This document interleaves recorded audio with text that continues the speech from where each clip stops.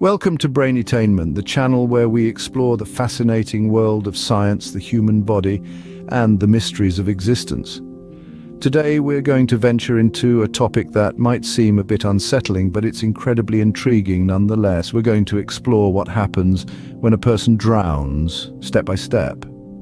Now, this doesn't mean we're trying to scare anyone. On the contrary, we believe that knowledge is power, and understanding these processes can actually help to prevent such unfortunate circumstances. We'll delve into the physiological responses that the body goes through, the stages of drowning, and how each of these stages affects the body. This is a journey through the human body's resilience, its fight for survival under extreme conditions, and its ultimate surrender to the inescapable. So buckle up as we dive into the deep end to understand the process of drowning step by step.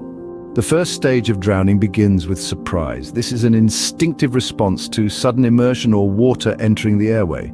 Picture it as a moment of stark realization, a jolt to the system that something is terribly amiss. It's akin to that split second when you miss a step on the stairs, but magnified and with a far graver consequence. This stage, fleeting as it may be, can last anywhere from a few seconds up to a minute. During this time, the person is gripped by an overwhelming inability to control their breathing or call for help. It's as if the world spins out of control, and all you can do is gasp, your body instinctively reacting to the harsh reality of your predicament. It's a terrifying ordeal marked by panic and the desperate need for air, so the initial shock and surprise is the first stage of drowning.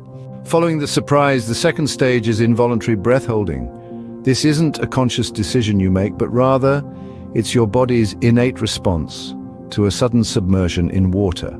Imagine you're in a state of shock and panic, your heart is racing, and you're desperate for air. But your body, in all its wisdom, decides to hold its breath.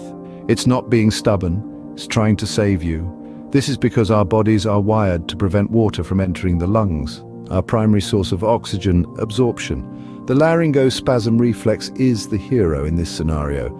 It's an intense contraction of the vocal cords that seals off the windpipe, essentially acting as a biological plug.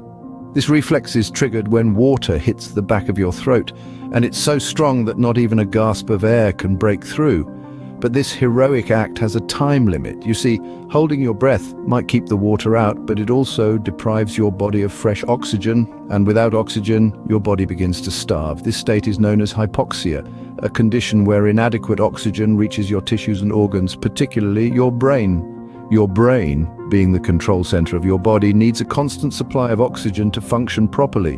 When it's deprived of oxygen, things start to go haywire. You might feel dizzy, disoriented, or even experience a decrease in body temperature. This stage of involuntary breath holding can last anywhere from 30 seconds to 2 minutes, depending on your lung capacity and how calm you can remain. But remember, the longer you hold your breath, the more severe the effects of hypoxia become. In essence, this stage is a battle between your body's reflex to keep your lungs water-free and your brain's desperate need for oxygen. It's a delicate balance, a dance of survival, if you will. Involuntary breath holding is the body's defense mechanism to prevent water from entering the lungs. But as we'll see in the next stage, when this defense mechanism is pushed to its limit, it can lead to unconsciousness. As oxygen levels decrease, the victim may progress to the third stage, unconsciousness. It is at this critical juncture that the body's desperate struggle for survival takes a dire turn. In a drowning scenario, the body is deprived of oxygen, the life-sustaining element that our cells need to function. When oxygen levels in the blood drop significantly, the brain, which is highly sensitive to changes in oxygen supply, starts to shut down. This is a protective mechanism, an attempt to preserve vital functions by reducing overall energy consumption. As the brain's activity slows, consciousness fades. The person is now unconscious, a state of unawareness where sensations, thoughts, feelings, and the ability to respond to the environment are all temporarily lost. It's akin to a deep, dreamless sleep, but one that's induced by a life-threatening emergency. The onset of unconsciousness, however, doesn't mean that the body ceases its fight for survival. Quite the contrary. Even in this state, the body continues to respond reflexively to the drowning process. The heart, for instance, may start to beat irregularly or slow down, an effect known as bradycardia. This is a last-ditch effort to conserve oxygen and direct it to the most crucial organs, the brain and the heart. Meanwhile, the respiratory system continues to struggle against the invasion of water. Involuntary gasping and swallowing reflexes are still at play, which unfortunately can lead to water entering the lungs, a condition known as aspiration pneumonia. This further exacerbates the lack of oxygen, creating a vicious cycle that pushes the body closer to the brink of survival. It's important to note that unconsciousness doesn't always mean the end is near. Swift and effective rescue efforts can still potentially reverse the situation, provided they're administered in time. Every second counts in this fight against time, as the body's reserves are rapidly depleting. The unconscious state is a crucial turning point in the process of drowning. It's a grim reminder of the body's desperate fight for survival under extreme conditions. It's also a stark reminder of the importance of water safety and the value of knowing how to respond in such emergencies. The fourth stage of drowning involves hypoxic convulsions. Now, you might be wondering what hypoxic convulsions are and why they occur. It's a complex physiological reaction, but let's break it down into simpler terms. In essence, hypoxic convulsions are the direct result of the brain's desperate attempt to survive in an environment where oxygen is scarce. The term hypoxic refers to the condition of oxygen deficiency, while convulsions denote sudden, violent and irregular movements of the body caused by involuntary contractions of the muscles. When the body is submerged in water for an extended period, the lungs fill up with water instead of air, drastically reducing the amount of oxygen that can be delivered to the brain. This lack of oxygen, or hypoxia, triggers a series of frantic responses from the brain. One of these responses is to send distress signals, causing various muscles in the body to contract and relax rapidly. These sporadic muscle movements are what we refer to as hypoxic convulsions. They can involve a range of uncontrolled actions, including twitching, jerking, and even what may appear to be purposeful movements, such as thrashing or swimming-like motions. It's important to understand that these actions are not conscious or voluntary. They're merely the body's last-ditch effort to survive in a hostile environment. What makes this stage particularly dangerous is its deceptive nature. To the untrained eye, a person experiencing hypoxic convulsions in water might appear to be swimming or struggling on the surface.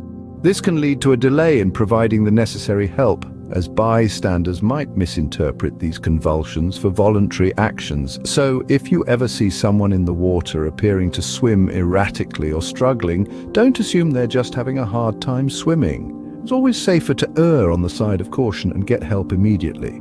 Hypoxic convulsions can be a deceptive stage, as it often looks like the person is struggling on the surface. Remember, when it comes to water safety, understanding the signs of distress can be the difference between life and death. The final stage of drowning is clinical death. As unsettling as it may sound, it's a stark reality that encapsulates the severity of this process. When the body is deprived of oxygen for an extended period, the heart, a muscle that relies significantly on oxygen, begins to falter. As the heart struggles, it eventually stops, leading to what we refer to as clinical death. This stage is characterized by the cessation of the heartbeat and breathing. It's a dire situation, undoubtedly, but it's also the point where rapid and skilled intervention can sometimes reverse the process. Immediate cardiopulmonary resuscitation, or CPR, can potentially jumpstart the heart and restore oxygen flow, pulling the individual back from the brink. However, the longer the brain goes without oxygen, the higher the risk of permanent damage. In any case, resuscitation efforts should always be initiated, as every second counts. Clinical death is the final, most severe stage of drowning. As we resurface from the depths of this topic, let's recap what we've learned today. We've journeyed through the stages of drowning, each progressively more severe, beginning with the initial surprise and involuntary breath-holding. We then transitioned into the frightening stage of unconsciousness, where the body's survival instincts kick in. Following this, we explored the terrifying hypoxic convulsions, a grim dance where the body is starved of oxygen, leading to uncontrollable spasms. Finally, we arrived at the chilling final stage, clinical death, where the heart stops beating and resuscitation becomes a race against time. Each stage is a stark reminder of the body's physiological responses when faced with the life-threatening situation of drowning. Our bodies are truly remarkable, fighting for survival even when we're unconscious. Thank you for joining us on this deep dive into the process of drowning. Remember, knowledge is power. Stay safe and make sure to subscribe to Braintainment for more enlightening content.